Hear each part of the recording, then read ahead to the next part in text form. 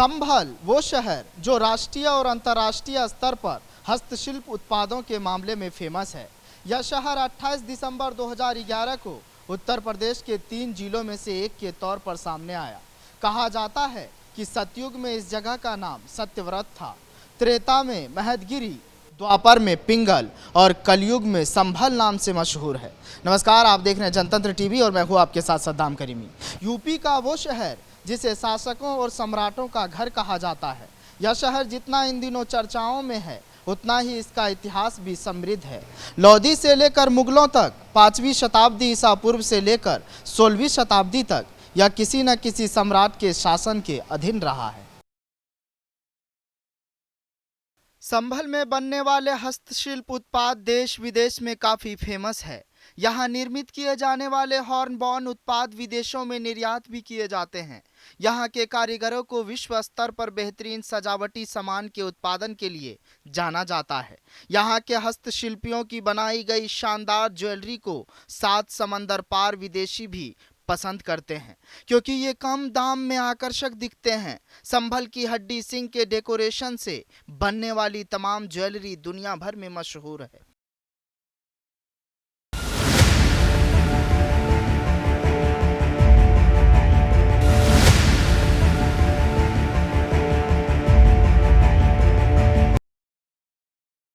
पांचवी शताब्दी ईसा पूर्व के दौरान संभल पंचाल शासकों का घर था। इसके बाद राजा अशोक के साम्राज्य का एक हिस्सा बना। ऐसा कहा जाता है 12वीं शताब्दी के दौरान संभल में दिल्ली के अंतिम हिंदू शासक पृथ्वीराज चौहान ने 2 भयंकर युद्ध लड़े थे। दोनों ही गाजी सैयद सालार मसूद के खिलाफ थे। आपको बता दें, गाजी सैयद सालार मसूद गजनी साम्राज्य के शासक महमूद गजनी का भतीजा था। पहले युद्ध में चौहान ने जीत हासिल की, वही दूसरे युद्ध में इसके विपरीत हुआ। हालांकि इसे साबित करने के लिए कोई साक्ष्य नहीं है, जिसकी वजह से इसे एक किदवती के रूप में माना जाता है। लेकिन संभल के जामा मस्जिद में नमाजियों का तांता लगा रहता है। हालांकि उस परिधि में रहने वाले हिंदू कहते हैं ये मस्जिद नहीं बल्कि हरिहर मंदिर है। संभल का पौराणिक महत्व बड़ा है, लेकिन दोनों पक्षों का तर्क अलग अलग है। कहा जाता है कि मान्यताओं को सबूतों की जरूरत है, लिहाजा अदालती आदेश पर सर्वे कराने की शुरुआत हुई थी। दूसरे सर्वे के दौरान ही हिंसा भड़क गई। सर्वोच्च अदालत की ओर से फिलहाल सभी सर्वे पर रोक लगा दी गई है। मुस्लिम पक्ष का दावा है कि 550 साल से यहाँ मस्जिद है, लेकिन हिंदू पक्ष का दावा है कि कभी यहाँ हरिहर मंदिर हुआ करता था।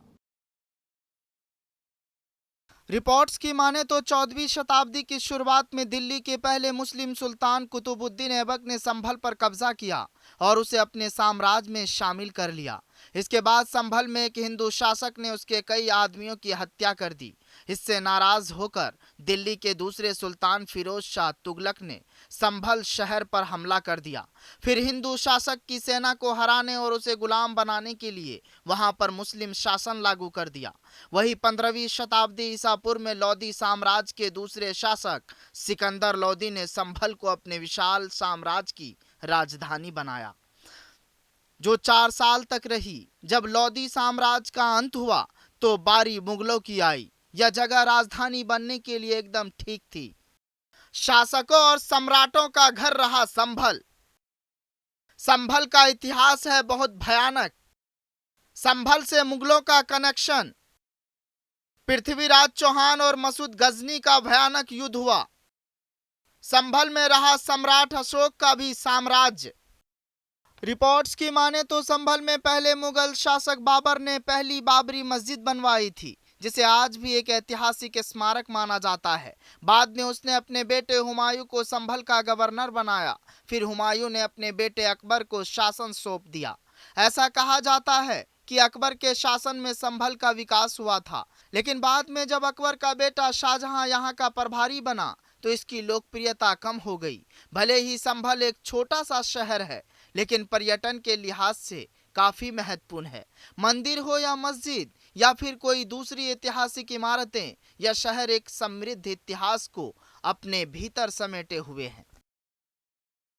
संभल में हाल ही में हुई हिंसा के बाद कई पुराने मंदिर और कुएं मिले हैं। ऐतिहासिक महत्व के इस शहर में हिंदू मुस्लिम आबादी के अनुपात में बड़ा बदलाव आया है। 1978 के दंगों के बाद से हिंदुओं का पलायन हुआ। अब खुले मंदिरों से कई सवाल उठ रहे हैं। स्थानीय लोग अपनी यादें साझा कर रहे हैं। धार्मिक स्थलों पर अतिक्रमण के आरोप लग रहे हैं। शहर का सांप्रदायिक इतिहास एक बार फिर चर्चा में है। लेकिन कहा जा रहा है कि जिस गली में कभी शांति होती थी, जियाउर रहमान बर्ग यानी सांसद, उनको सलाम ठोका जाता था, उसी महल पर बाबा का बुलडोजर फिर से चलने वाला है। फिलहाल इस कहानी में आज के लिए बस इतना ही। जनतंत्र टीवी पर खबरों का सिलसिला जारी रहेगा।